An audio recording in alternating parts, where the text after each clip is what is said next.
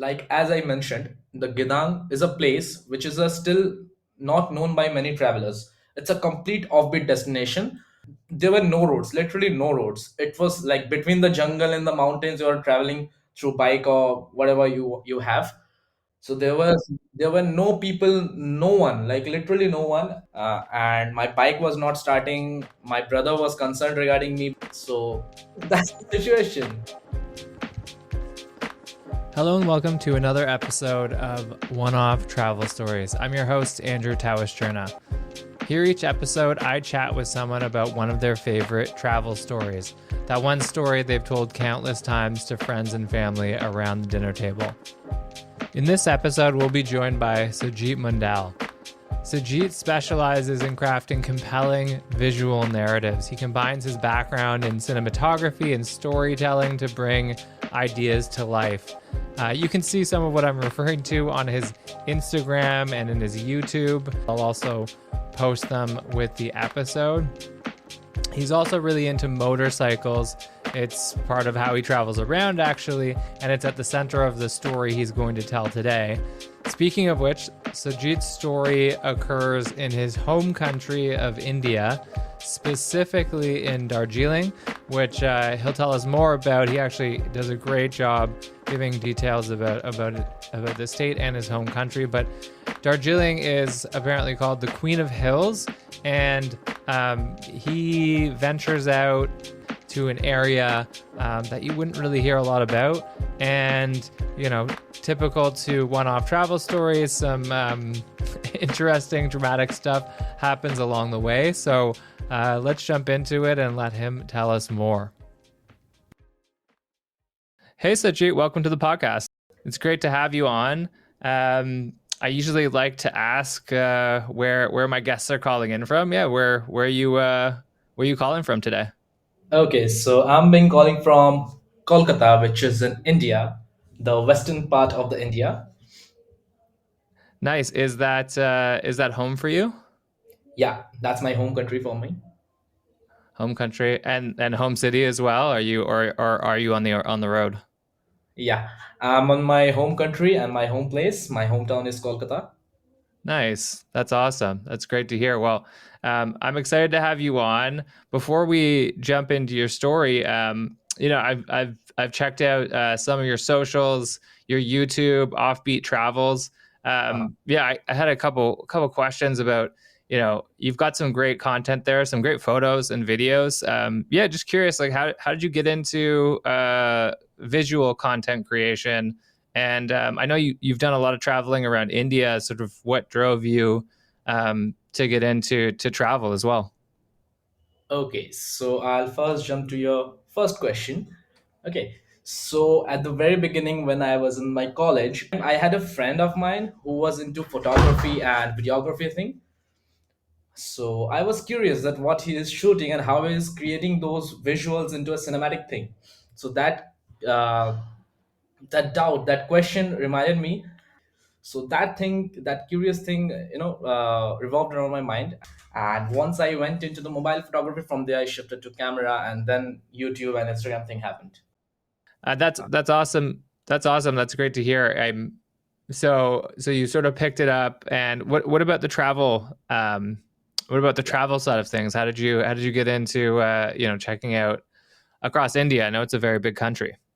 Yeah, so from the childhood itself, my father was into traveling a lot. Like from class two, I believe, I started traveling with my family, and my father took me all around the India.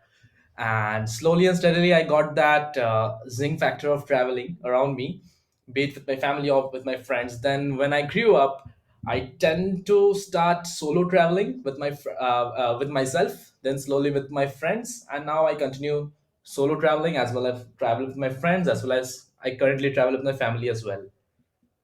Okay, and that's yeah. It's funny. I get that a lot from folks that I speak with. That travel was sort of instilled to them because of their parents, because of moving around. Was your dad, traveling for work, traveling for personal reasons, just to see more? What was the sort of impetus of the travel? No, actually, my father didn't travel for the work purpose. My father used to travel to explore new culture, new people, to talk with new people. So it was like a professional travel, not like working travel. Yeah, more like a hobby. That's really nice that that he took you along for that journey. Starting from, as you said, when you were well, like 2 years old. You said. No, I was like 4 or 5 years old. I was in class two at that point. Okay, plus two. What does that mean? Plus two? Is that your school? My School? school, class Yeah. two, Okay. plus two. Okay. Interesting. Yeah, I think haven't heard it called that because we say something different over here, Okay. but I got it. Plus two. Plus two. I also I also know you're. It seems like from your photos you're definitely into motorcycling. Yeah, yeah. How did you get into that? Actually, it was the time when I was in class 10th. And Okay. at that time, yeah, class 10th. And at that time, my brother used to ride a motorcycle. And I was very curious that why all the people are, into motorcycles or cars. At that point of time, my friends were into motorcycle and cars, a lot of cars. They were car enthusiasts, bike enthusiasts. And I was not one of them, clearly. But then I slowly learned how to ride from my brother, and my brother taught me the same. And when I learned how to ride a motorcycle, it completely took a grip around me, and I was like going from here and there, like starting from family shopping to going around to see a sunset like 100, 200 kilometers from my home. It got into me. It literally got into me. Yeah, I mean, it seems like it's a great fit for your, desire to travel. You've got a motorcycle. You can get pretty much anywhere on the continent if you really want to, right? Yeah, exactly. Yeah, I'm excited to hear your story. And it's really, as I said, you've got great visuals. You've got some great photos on there. So I guess at this point, let give me a little bit of context, a little bit of background about your story. Like, where were you going? Why were you going there? And maybe how long ago was this? Okay, so honestly, I pick a spot to travel via Instagram thing. Like I see a lot of people are traveling to this place, the trendy places where they're traveling, and I tend to look out that whether that specific place is a perfect fit for me as well or not. Like I try to do a little bit of research about the history of that place, how are the people of that particular place, and if I like it, I completely go it without a second thought. So yeah, that's the thing. Nice, nice. I love that. It's a good way. I feel like a lot of people are doing that now. Instagram is just turning into sort of a research platform for Yeah, prolific travelers. Okay, so you research a spot, and for this particular story, yeah, what did you find? okay, okay. So, uh, actually, I was traveling a lot and with my friends, especially. So, at the very beginning, I my first thought was to travel alone. Like it was a first solo travel idea from my end, but my parents and my friends were concerned about me because at that point of time I was struggling from many lot of things. So that's why my brother came into the place, and my brother instructed me that don't go alone to a XYZ place. Instead, I'll be going with you just in case if anything goes wrong. And by God's grace, it was a very lucky decision from my brother, because if my brother was not there, I don't know I would have been alive or not by this time. Okay, but okay, so your brother's going to go with you, and you choose places by researching them. But back to the context setting for this story, like where were you heading? I think I understand why. It sounds like you're just interested in places, so you want to go check them out. And Yeah, how long ago was this? it was around 2022. 2022, it was December. Okay, and where were you heading? I was heading to Darjeeling, which is known as the Queen of Hills of India. I take it it's hilly. Is it mountainous or is it hilly? It's a it's a hilly region, not mountains to be very specific. It's a hilly region. Okay, and what about the region like when I assume you kind of looked it up. You got excited. What excited you about it? Actually, I'll tell you the a little back history of that place. So, Okay. Darjeeling is a place in West Bengal, which is my state. So, I live in Kolkata, Yeah. which is the city, and in the bigger picture, the Kolkata is in West Bengal state. So at the very top northern side of the West Bengal, there is this place called Darjeeling, which comes in the under my state as well. So I never explored that place because I travel a lot of different places, but never explored my state's northern regions, the mountains, the hilly areas of my state. So I Yeah. thought let's give it a try, and as it's my home state, so I can travel alone. So from there, the solo traveling sort of thing came into my picture. Got it. Okay. So, and that's Darjeeling, like the tea. I take it. Yeah, yeah, the tea is famous of Darjeeling. Yeah, Yeah, exactly. yeah. And sorry, that's the western side of in me. That's how I would. That's how where I'm getting the name from. But the so you want to go explore. It's north in your region, and I take it you're planning to motorcycle there. Is that how you were going to get Yeah, around? yeah. I was planning to take my motorcycle from my city to that place, but eventually that didn't happen due to Well, some reason. don't jump ahead too far. But yeah, so yeah, that's this. Take us through the story. So, you've got this plan. Your brothers tells you not to go alone. What happens next? Okay, so after that, I told my brother that I was planning for a solo bike trip from my home to Darjeeling, the Queen of Hills. Yeah. And I had in mind to create content in that way.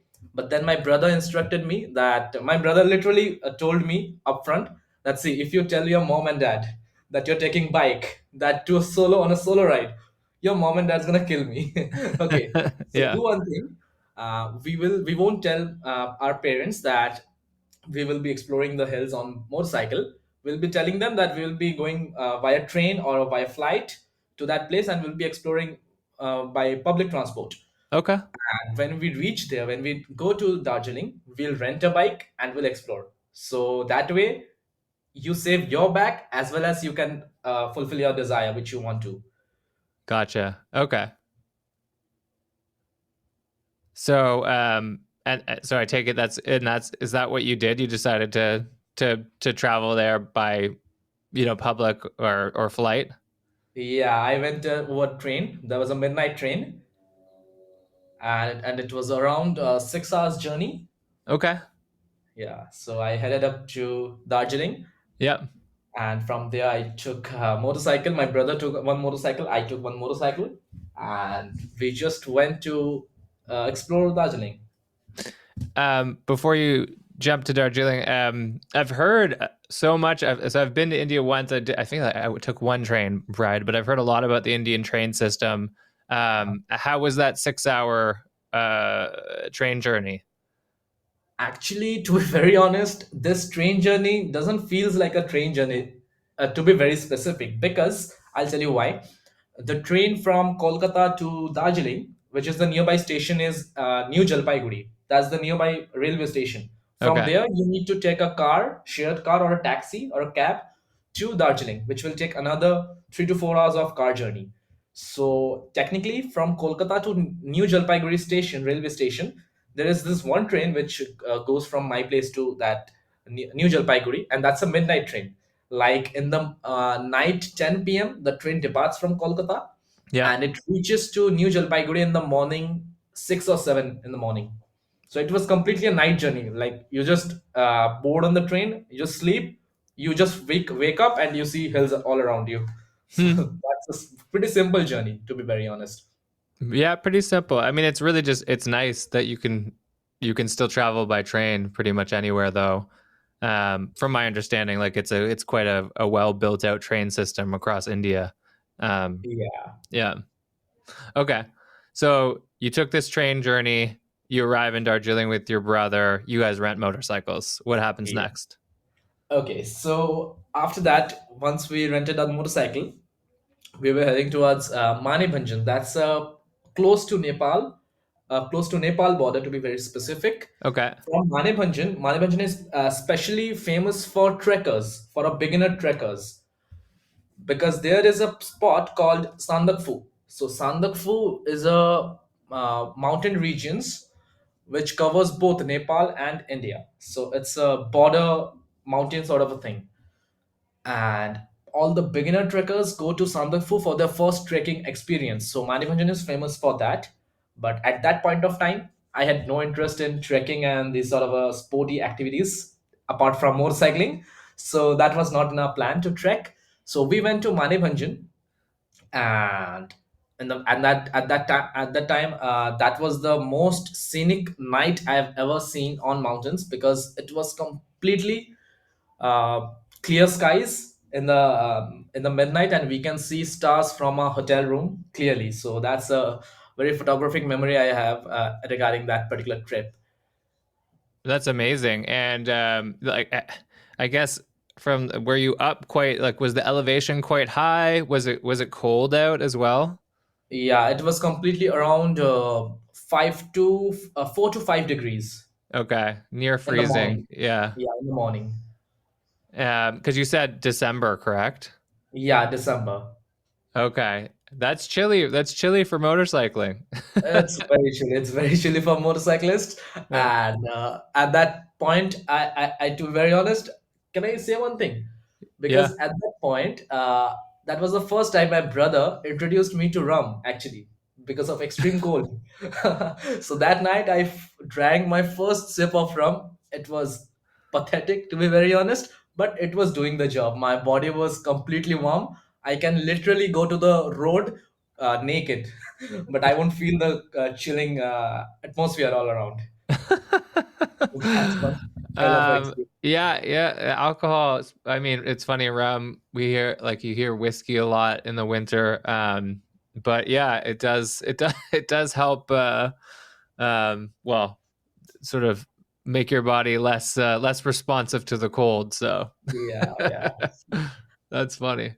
Okay, so you guys are up in and I'm not going to pronounce these names right. Manipujin, if I something along those lines. You guys are up in the mountains.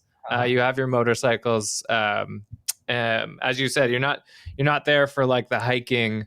Um, you're there for the scenic and to do motorcycling. So yeah, what happens next? Yeah. So next thing in the morning, and that was the worst thing happened to me on that particular day. So in the morning, I cold started my bike and my brother's bike as well, Mm-hmm. and we were planning to go to um Gidang. That's a offbeat place near Darjeeling. So Gidang is famous for its scenic beauty. It's natural waterfalls and natural what they say, the natural pool, you can say. Okay. So we were very excited for that place, and we actually booked a resort for that. And when we were heading towards Gidang, we were planning to have a breakfast at Darjeeling, because in Darjeeling there's a very famous breakfast point, which is called this is called it's a cafe. I'm not exactly remembering the name, but it's a cafe very famous for that Okay. breakfast. They serve very delicious English breakfast, because a lot of foreign travelers, they tend to travel Darjeeling. So that's why it was built by Britishers at the time of colonization. Hmm. So it was a very famous thing You're gonna for have breakfast. to you're gonna have to send me the name after, and I can put it in the links. Absolutely, Yeah. absolutely, Yeah. sure. So we were planned for the breakfast at that point, but when we arrived there, on our motorcycle, we were not finding a single place to park our bikes, Yeah. because there were so many tourists all around, Indian tourists as well as foreign tourists. So that's become a headache for us, because we were so hungry and we were not finding a spot to park our bikes and eat something. It's So what. me and my brother decided to kindly go ahead, and we can find a small little shop for a breakfast in between the road. Yeah. So we did that, and one more context I'll give you. That was my first time I was riding a bike on a hilly region. Okay, Okay. Yeah. so I was habituated to ride motorcycles on a city condition, like a flat surface. But Yeah. over there are turns and incline, decline situation thing. So I was not habituated to that. So I had my first fall over there while traveling to Gidang. Oh no. And in a traffic situation, it was like an uphill situation. Yeah. And my bike got stalled in between, and I just fell off my bike. Nothing serious, nothing much. It's just that it was my first fall, so I was a little concerned regarding that. That I hope that trip goes fine and all. But Yeah. eventually, that yeah, please say. Well, when you say fall, did the bike stall and you kind of went over, or did you like slide out? Like when I hear Yeah, so fall on so motorcycle, it's there's it was a uphill traffic. Okay, so the yeah, situation was uphill traffic. The car in my front stopped suddenly, and I suddenly engine braked and applied the brake manually. And when I stopped, my foot wasn't properly getting the grip on the road because it was a uphill situation. yeah, So my bike just fell rightwards, and I just left the bikes safely. The bike just fell in the rightwards direction. So I gotcha. didn't slide Okay, or something like that. It was a yeah, standstill fall. yeah. Okay, so and you it just you were fine. You just were able to sort of roll or hop off, but you it sounds like you were a little shook up, a little worried. Yeah. After that, I was little worried because the most exciting part was about to come, and before this it was happening, it sort of clicked in my mind that this might be a little risky to continue the ride on that day. Yeah, But somehow I just like pressured myself in my mind that no, if we have decided that we'll go to this place, we will go to this place anyhow. yeah. So that was a sort of a wrong decision at this point of time, I can say, Okay. because on that day, that first incident actually was revolving around my head, and Yeah, yeah, which ended yeah. up in a very bad situation by the night when we almost about to reach that spot. Okay, so your confidence is a little shaken after the first one, is what I'm hearing. Yeah, exactly. So after that, we were traveling, and after that, we were riding through Mirik. Mirik is a very famous thing around Darjeeling. It's a very famous spot because that place is full of different lakes up in the Okay. mountain. So that's a very famous place for that. So in the Mirik, we saw very beautiful sunset with the clouds beneath us. And after that, when we were heading towards Gidang, there was a no road.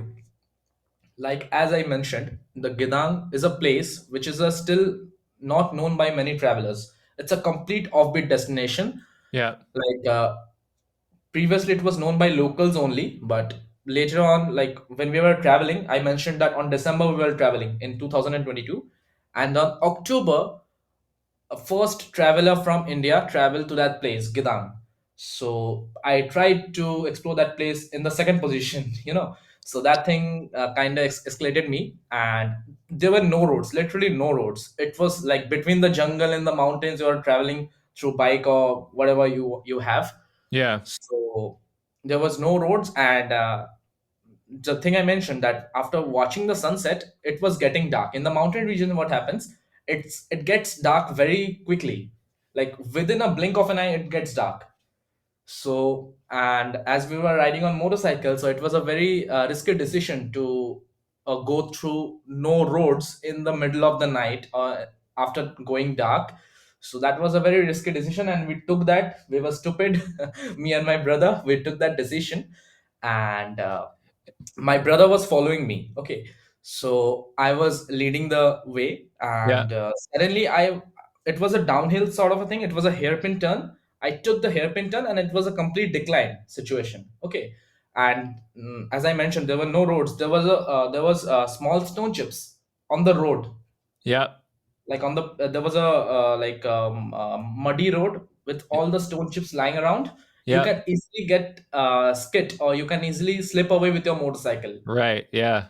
Any experienced rider can miss out that thing. So as it was dark, I didn't notice that there was a stone chips laying around. So when I took the hairpin turn and I saw on my mirror, I can't see my brother. And I immediately got panicked that where my brother is. Because the last time I took the turn, I saw my brother was following me. But after the second turn, I'm not able to see my brother. So immediately I stopped my motorcycle and I looked around. And while I was looking around, when I placed my left foot on the ground, my left foot immediately got slipped because of the stone chips. Yeah. and my bike was a very heavy bike. It was Royal Enfield Himalayan. So, and it was fully loaded with luggages. So I slipped, my left foot slipped away, and my Yeah. bike literally got took me to the left, and I fell on the ground with the bike, and the first contact of with the ground on my body was my left hand. My Yep. left hand was first placed on the ground at the time of impact, and it completely like my left elbow got dislocated immediately, Ooh. Oh no. and the nearest hospital was around 60 to 70 kilometers away. So Yeah. there were no people, no one, like literally no one. In the middle of the night, we were just gazing around with the help of the moonlight, and my bike was not starting. My brother was concerned regarding me because our parents don't know that we were on a bike. So if my brother tells that I had an accident with my bike, so our parents gonna cut us through, so um that's the qu- situation. question. So your bike's not starting, I guess, and you're kind of like in the middle of nowhere. Gedong is that a town? Like, were you heading on this kind of more dirt path towards a village? Yeah, it was a village, not a town to be specific, because Yeah. it was a complete village. Only local people knew about that place, and that's a very, I would say, very less known people, even for the locals as well. Because I usually, when you travel to a place, you see either tourist or local people, right? But in that particular spot there were no people, like no traveler, no local people all around, and so it was like a dead end situation. and So it does was a new anyone, place, that's why it was not that much commercialized as of now, as of that time. right? But do was there are there people that live in Gedong, like in that village? Yeah. Yeah. Local people still live there, and at that point as well there were people all around. And did you know how far were you from the village when you took the fall? Approximately in the Google Maps it was showing around 30 kilometers. That was around an hour. Oh wow, there's still Google Maps still had this dirt path on Google Maps, eh? Yeah, we were lucky enough. We actually downloaded the map. Right. Yeah. We Smart. downloaded the offline navigation because we Yeah. knew that network might go off anytime. I do that almost every time I travel now. Yeah, It's a great idea no matter where you're going. You never know. Um, exactly. yeah. Okay, so you're kind of in the middle of nowhere. You're on sort of a dirt path. Your elbow's dislocated, and your bike won't start. You're with your brother at least, but what do you guys do next? Okay, so before this situation happened, I mentioned you at the at point when I was in Mirik, I was watching that sunset. Yeah. At that time, we stopped at a place to have some tea because, as you mentioned, that Darjeeling is famous for Darjeeling tea. So we kind of stopped, took a break, and we were having a tea break at that point. And one of the local group of people came to us and they asked that where are we traveling. So we mentioned that we are going to Gidang. So those people were amazed that Gedang is a spot which were known to them only. So how did we as a outsider knew about that place? So we mentioned that from this we came to know about this place, and I was lucky enough that that guy noticed that I was vlogging at that place. So he asked me about my YouTube channel, and he asked we shared actually mobile numbers just in case we need something while we were on Gedang. Right. So we were lucky that we exchanged mobile numbers because at that point, what happened? Now coming back to the dislocation part, Yeah. where my elbows got dislocated. So over at that time, my brother's first instinct was to contact the resort where we booked in Ginan to send some help, some medical emergency help. So we called at that resort. The resort guy was such a stupid guy. He just said, "We can't do anything because I don't have any resources right now. You can help yourself out, and we are unable to help you out in the situation." And we were Gotcha. like, "Fuck, You're on your own. Yeah. what the hell is this?" Because we in India, we especially prioritize this, that guests are like God. Yeah. If somebody is traveling to Kolkata, we will treat that person as a god.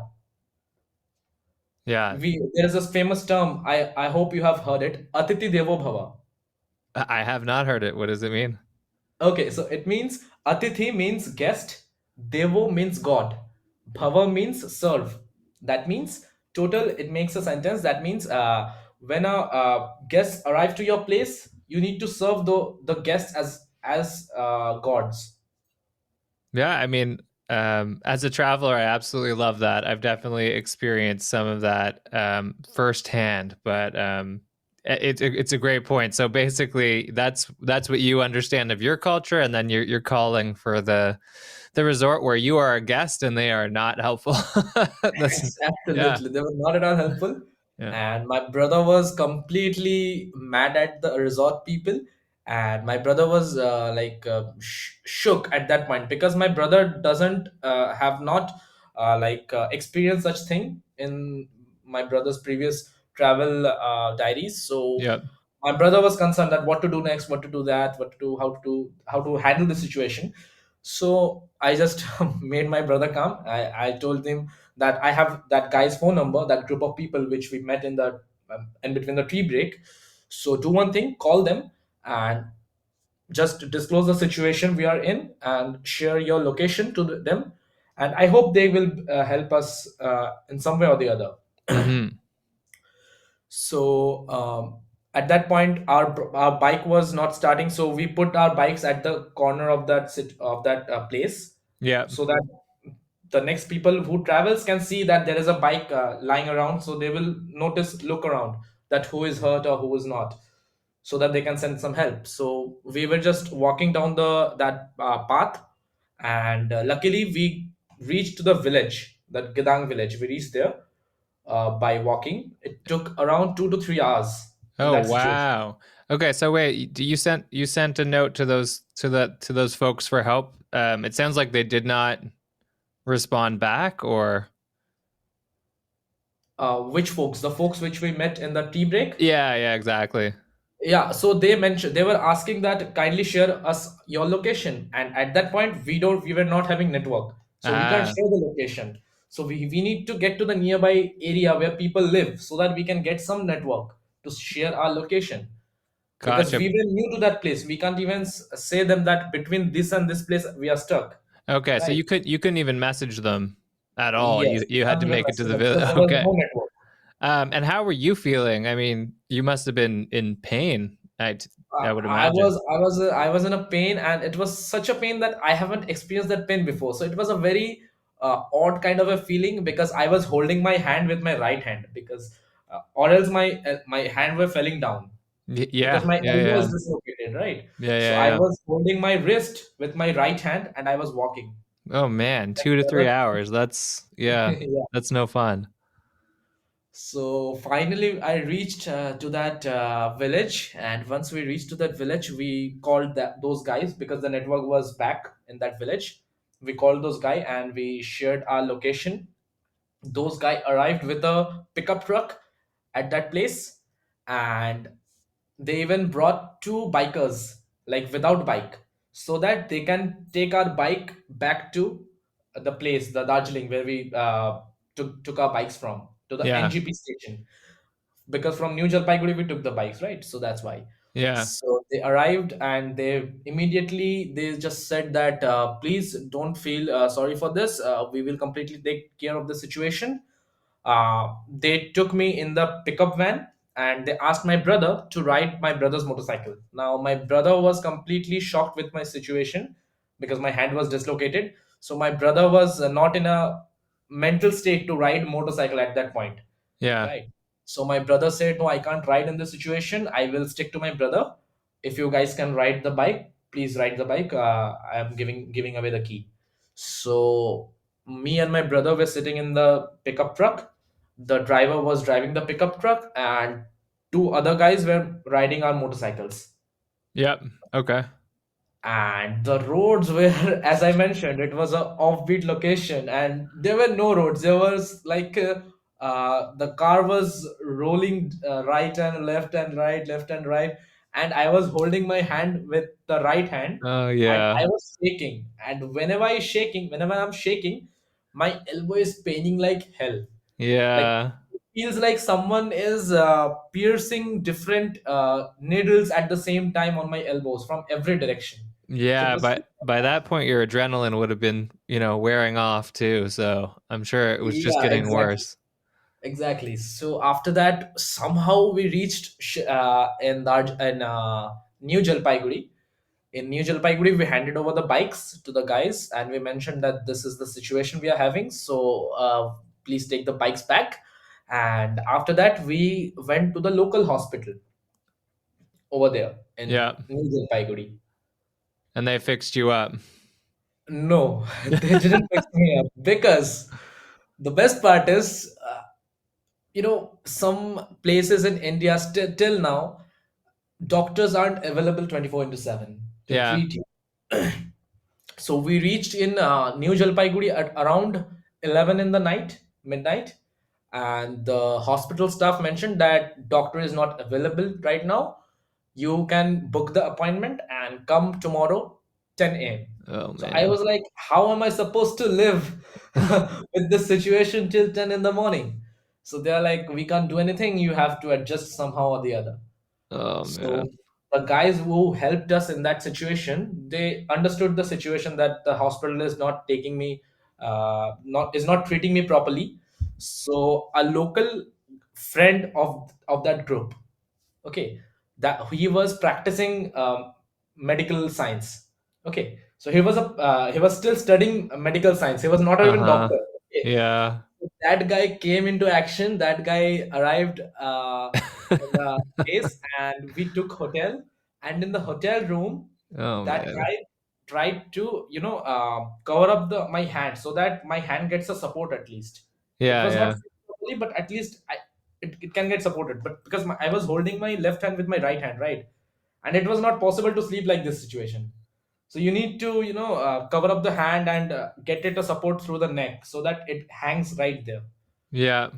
So that guy helped. He like folded a cardboard sort of a thing to give the support below my left elbow, Yeah. and he had a rope around the neck to the hand so that it gets fixed somehow or the other. And then I had to call my father because my father is a doctor. So at that time, I called my father and mentioned that this is the situation I'm having. Till date, my father don't knows that we went to that trip on a motorbike. My father knew that I was Yeah. walking towards the bridge and I got slipped on one of the rock and I just fell and my left elbow is dislocated. Well, I hope he doesn't listen to podcasts. So Yeah, so that's the thing. So I told the situation, that false situation, to my father that this is the situation. Somehow it is managed now, but it needs to be treated as soon as possible. And next day we are having train in the afternoon to my city, Kolkata. yeah. So next day we just somehow boarded the train. At that night we just slept at the hotel, Okay. and So in the middle of the night my sleep broke like n number of times because it was paining a lot, so I couldn't sleep even properly. So okay. after that, But hopefully, just jumping yeah, ahead, you got home and you were able to see a doctor from what yeah. yeah. Jeez. I finally the my left elbow got treated in Kolkata itself in my Yeah. father's hospital. Okay. Gosh. Well, that's kind of a bummer because I was wondering, like, you made it to Gadong, but you were there for, all of it, what sounds like maybe 15, 20. Like, Yeah, yeah, 15 to 20 minutes, you you can say weren't that. there for very long. It was nighttime, so that's kind of a shame because it sounds like a beautiful place. It's a Um, beautiful place. I still have a plan to go to that place next time if I make it to that place, obviously, because the roads, I'm not sure about the roads condition right now, whether it's a clear road or not, I'm not sure. But whatever it is, I'll definitely travel to that place because that's one place which is still pending on my travel list. wow. Yeah, that's quite an up and down. I will say, it sounds like you still saw some really really beautiful places and got to experience some cool things before that happened Yeah, in absolutely. Darjeeling. Um, Yes. that's yeah. I do love. I will. I've heard this in many stories. It's actually those people that you met at the tea place. I mean, it's amazing how much they helped. They were completely like it was a completely, those people were sent by God. I believe that if I didn't meet those people at that place, we couldn't have got any help from the local people, you know, who could Yeah, have dropped us to back to the main city, Darjeeling. yeah. Well, they treated you as guests, right? They're your Yeah, guests in their region properly, from what it exactly. sounds like. Um, that's wild. So I think it's hilarious that your parents don't know that you ended up on a motorcycle. So No, my parents don't know about this as of now. yeah, I mean this happens sometimes on trips, right? You get circumstances, and you can only prepare so much. And I'm sorry to hear that you had to be hurt or unable to see a doctor for so long. But yeah, sounds like you persevered. Yeah, it's all experience. See, I believe travel is something which you enjoy to do, right? But it can be a positive experience, it can be a negative experience. But whatever it is, you learn few things. You learn from your mistakes that what should have been not done. You What know, what what did you what do you feel like you learned from this trip?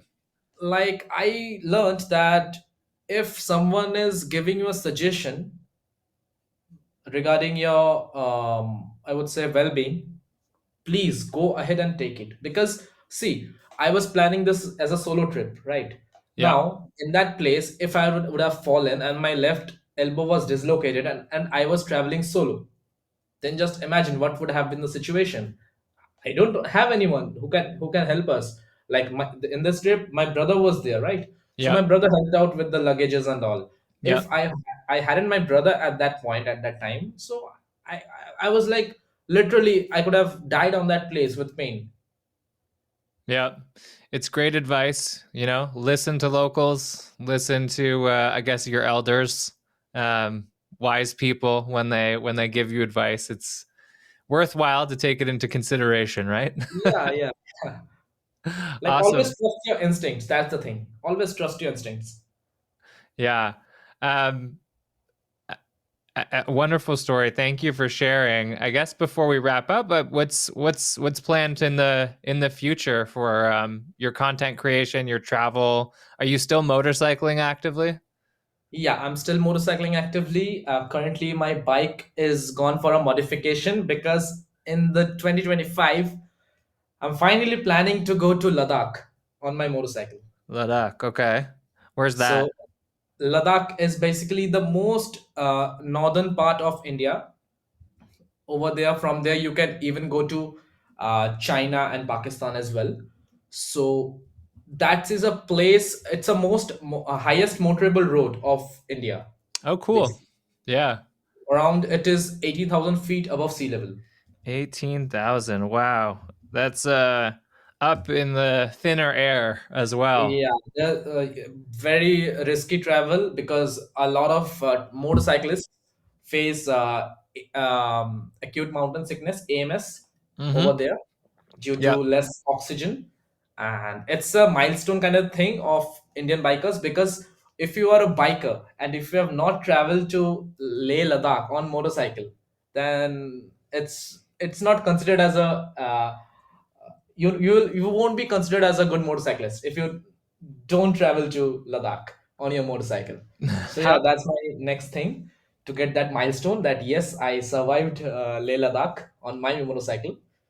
It would be a complete tour of around 5,067 kilometers total. Wow, that's amazing. And I guess like you've been doing it for a while now, so you feel like you're well prepared, or you're almost there. Yeah, I'm well prepared, and yeah, hopefully, fingers crossed. I hope nothing happens in this next big adventure. Yeah, well, download those maps and watch out for slipping stones and Yeah, make friends with locals. I think you'll be okay. yeah, exactly. Awesome. Well, Sajit, thank you so much for coming on and sharing this story. Honestly, it's great to learn a bit of these places. I think it seems like you can really tell that you're passionate and you know about all the places you want to visit. You've done research, you know what you want to check out. So I really appreciate you coming and sharing. I'm sorry about your dislocated elbow. That did sound very painful, but as you said, it sounds like you learned some good lessons from that trip Yeah, as well. absolutely. Awesome. Well, thanks again, and have a great day. Thank you for inviting me in this podcast. And one more thing you missed out, I believe. You asked me about the places in Darjeeling, right? Oh The yeah, famous yeah, point yeah, for yeah, breakfast. yeah, yeah. Yeah. So I'll tell you the name. It's Glenaries. Glenaries. Okay. Glenaries. One is Glenaries. Another one is Caventers. Kevinters. Okay. I'll Yeah, still these are look the that up places. and try to add it in the links for anyone listening. But Sure. that's thank you for sharing. Thank you so much for having me there. Thank you. Pleasure. A big thank you to Sajit for coming on the show and telling us one of his favorite travel stories. It's great to get another story that involves the kindness of strangers along the way. Although I will say this was our second episode that involves something dramatic happening with motorcycles. So I do want to say, if you're using a motorcycle for travel, be careful, be safe. Seems like we're starting a recurring theme. Definitely check out Sajid's socials, his Instagram, his YouTube. There's a lot of stunning visuals on there. I'll post them in the show notes on my website. Speaking of which, if you're listening and you've got an amazing travel story that you'd love to share, please reach out and find me at oneofftravelstories.com.